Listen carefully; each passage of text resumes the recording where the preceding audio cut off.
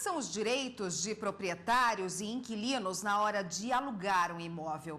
A lei do inquilinato tem regras claras e direitos e deveres bem definidos para ambas as partes. Tudo para evitar abusos de quem aluga e a inadimplência de quem passa a morar no imóvel. A lei do inquilinato impõe regras a serem seguidas tanto por quem quer alugar um imóvel quanto por quem procura um local para morar. Karina é de Minas Gerais e há 14 anos está em Brasília morando de aluguel. Nas 2 vezes em que precisou mudar de endereço, encontrou muita dificuldade em atender às exigências das imobiliárias. Documentos sem fim, uma burocracia horrorosa. Eles sempre pedem, assim, são 2 fiadores com imóvel quitado no DF, o que é quase impossível. E você também tem que ganhar não sei quantas vezes o valor do aluguel. O receio de toda pessoa que aluga um imóvel é o locatário não pagar o aluguel. E para assegurar o pagamento, a lei do inquilinato permite que o locador exija garantias para evitar que o contrato seja descumprido. O artigo 37 da lei do inquilinato dá ao locador 4 opções. Ele pode pedir caução, fiança, seguro-fiança e também fundo de investimento. Mas exigir no mesmo contrato mais de uma dessas garantias é ilegal. Você não pode ter uma duplicidade de fiança. Eu não posso exigir o fiador mais uma garantia financeira. A segurança ela tem que ter um equilíbrio no contrato. Tem que valorizar e respeitar as partes contratantes. Nas 2 vezes em que precisou alugar, Karina não conseguiu encontrar uma imobiliária que se adequasse ao que ela podia oferecer. A saída, então, foi alugar direto com o proprietário. Que também não é fácil, assim, eles também colocam um pouco de empecilhos, assim, mas a gente entende que é de segurança deles mesmo. Bom, e quem fala mais sobre esse assunto com a gente é o Delcio Oliveira Júnior, que é advogado especialista em direito imobiliário. Boa tarde. Boa tarde, é um prazer estar aqui. Obrigada pela participação do senhor. Modificações recentes foram feitas na lei do inquilinato, né? Com certeza, nós tivemos 2 modificações, uma em 2009 e outra em 2012. E elas alteraram basicamente o quê? A de 2009 foi muito substancial, onde ela alterou a situação de forma de ação de despejo, ela alterou a situação, inclusive, ela fez um incremento muito importante de que quando o proprietário ele não ter em seu contrato de locação nenhuma das garantias, ele terá muito mais facilidade em retomar o imóvel em caso de inadimplência. Então, esse, ao meu ver, foi o grande avanço que ocorreu na área de locação residencial. Quando ele não tem, por exemplo, um fiador, um seguro-fiança, ele consegue retomar com muito mais facilidade. Mais facilidade. Porque aí, quando não existe nenhum tipo de garantia locatícia, o juiz, ao verificar que efetivamente a pessoa não está cumprindo com as obrigações de pagar condomínio, IPTU, aluguel, ele dá um liminar para desocupação no prazo de 15 dias.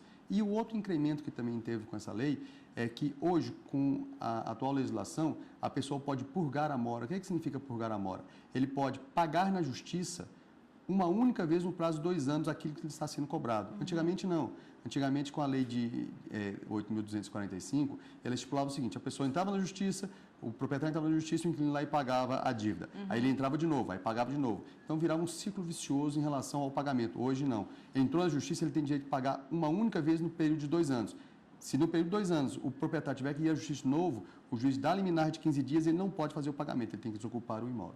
Bom, e as pessoas têm muitas dúvidas, né, em relação, quando vão fazer um contrato de aluguel, tem muitas dúvidas em relação ao que é o calção, fiança, seguro-fiança, fundo de investimento, tudo isso é previsto na lei, né?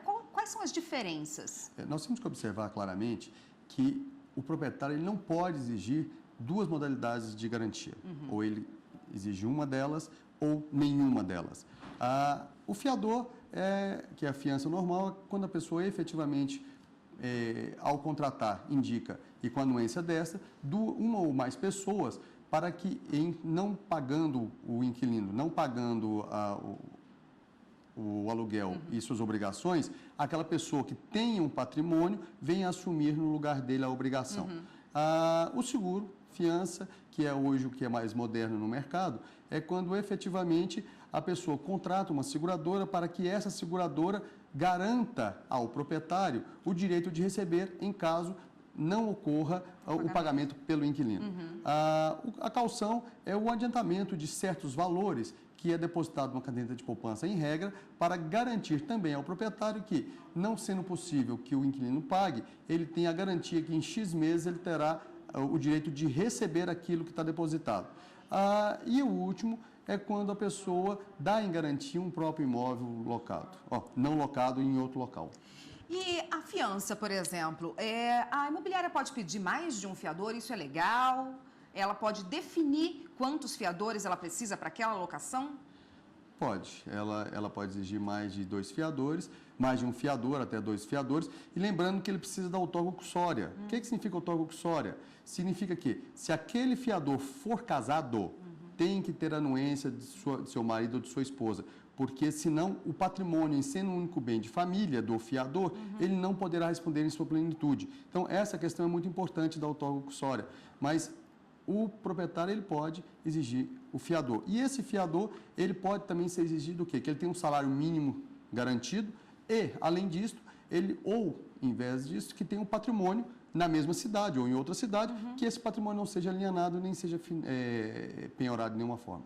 E tem tempo de contrato também? Isso é definido pelas partes ou já é definido pela lei do inquilinato? Contrato de 30 meses, de 1 ano, como é que fica essa questão? A questão que a gente sempre informa é que toda pessoa que vai contratar, que vai fazer um contrato de locação, ele deve ser assistido por um advogado.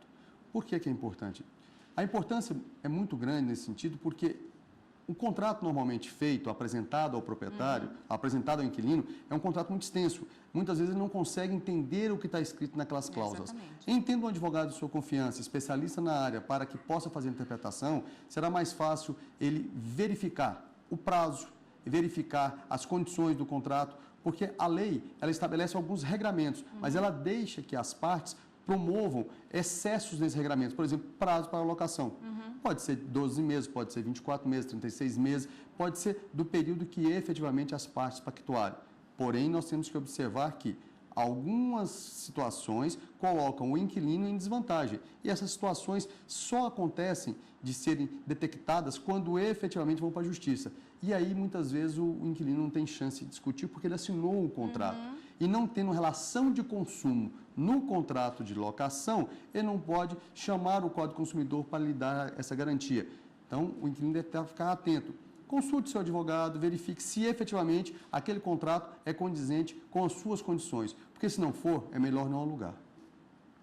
Então, vamos fazer mais uma pergunta em relação ao contrato mesmo entre as partes.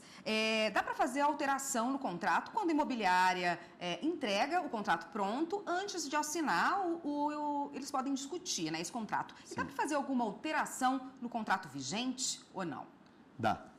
Primeiro, se as duas partes pactuarem, com certeza, pelo princípio do pacto sunt servanda, o que foi pactuado tem que ser garantido, mas pode ser alterado. A vontade entre as partes autoriza que possa se fazer essa repactuação, desde que não fique demonstrado que houve coação de alguma forma. Por exemplo, o proprietário do imóvel, seja pessoalmente ou por imobiliário, fala, olha, se não fizer essa repactuação, eu vou rescindir o seu contrato. Isso não pode acontecer. Mas se for a vontade entre as partes, se for um consenso, pode acontecer sim. Por lei, só com vontade entre as partes.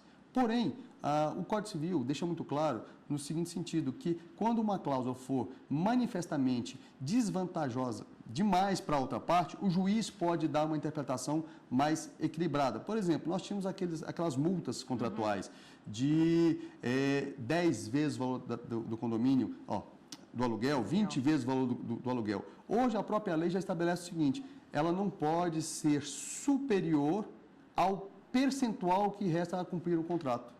Proporcional, então? É uma proporcionalidade. A pessoa que falta 3 meses para o fim do contrato e ele quer rescindir esse contrato, sendo ele inquilino, ele não pode pagar uma multa de 6 vezes o valor do aluguel.